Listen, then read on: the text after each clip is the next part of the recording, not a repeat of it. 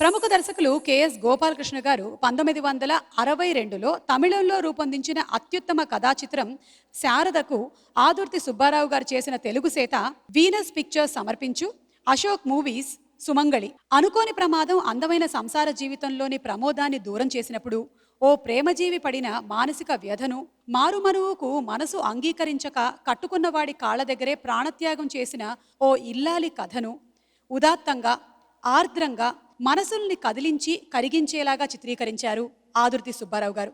దర్శకుని ఆలోచనని మించి మహోన్నతంగా అభినయించారు నట సమ్రాట్ అక్కినేని గారు, మహానటి సావిత్రి గారు. అక్కినేని, ఆదుర్తి, ఆత్రేయ, సావిత్రి, మహదేవన్ల కలయికలో రూపొందిన ఆణిముత్యం సుమంగళి. ఈ చిత్రం కోసం ఘంటసాల మాస్టర్ గారు, సుశీలమ్మ గారు పాడిన ఈ మధుర గీతాన్ని ఇప్పుడు విందాము. ధనుంజయ్ మరియు ప్రణవి యుగళంలో.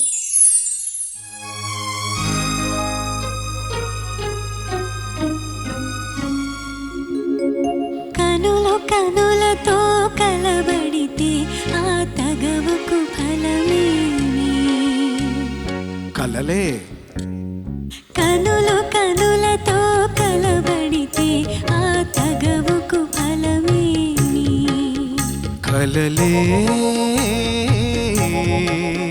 నా కలలో నీవే కనబడితే ఆ చొరవకు బలమేమి?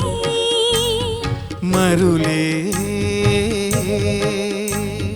మరులు మనసులో స్థిరపడితే ఆపై జరిగేదేమి? మనువు మనువై ఇద్దరు ఒకటైతే ఆ మనుగడ పేరేమి? సంసారం. కనులు కనులతో కలబడితే ఆ తగవుకు ఫలమేమి? కలలే.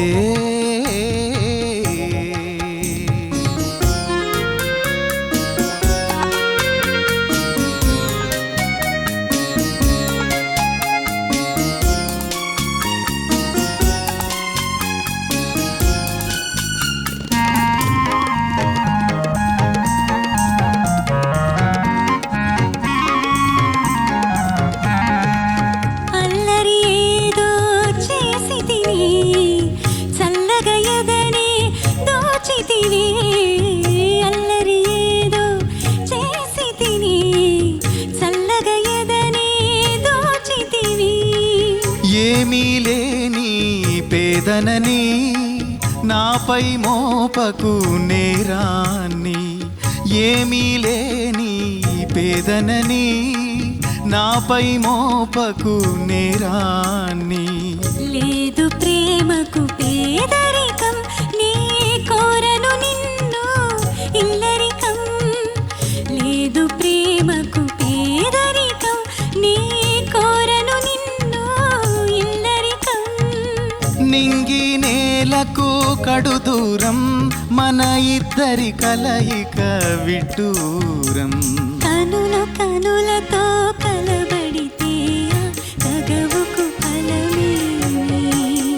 కలలే. నా కలలో నీవే కనబడితే ఆ చొరవకు బలమేమి? మరులే. మరులు మనసులో స్థిరపడితే ఆపై జరిగేదేమి? మనువు మనువై ఇద్దరు ఒకటైతే ఆ మనుగడ పేరేమి? సంసారం. కనులు కనులతో కలబడితే ఆ తగవుకు ఫలమేమి? కలలే.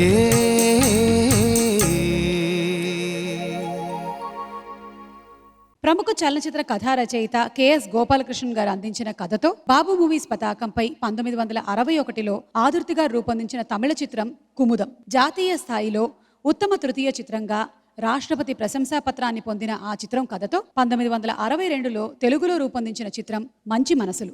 దర్శకులుగా ఆదుర్తి సుబ్బారావు గారికి ఘన విజయాన్ని తెచ్చిపెట్టిన ఈ చిత్రంలో అన్న కూతురి కోసం ప్రేమని త్యాగం చేసిన త్యాగమూర్తి వేణువుగా అక్కినేని నాగేశ్వరరావు గారు, ఆ త్యాగగనుని పెళ్లాడిన అందురాలు రాధపాత్రలో షౌకార్ జానకి, వారిద్దరి మధ్య వారధిగా నిలిచి వారి కాపురాన్ని చక్కదిద్దిన శాంతిగా సావిత్రి మహోన్నతంగా నటించి ప్రేక్షకుల మన్ననలు అందుకున్నారు. మహదేవన్ గారి స్వరకల్పనలో జానకమ్మ గారు పాడిన ఈ ఆత్రేయ గీతంలో రాధ మనస్తత్వాన్ని చక్కగా ఆవిష్కరించారు ఆదుర్తి సుబ్బారావు గారు. ఇప్పుడు ఆ పాటనే మనం వినబోతున్నాము కల్పన గళంలో.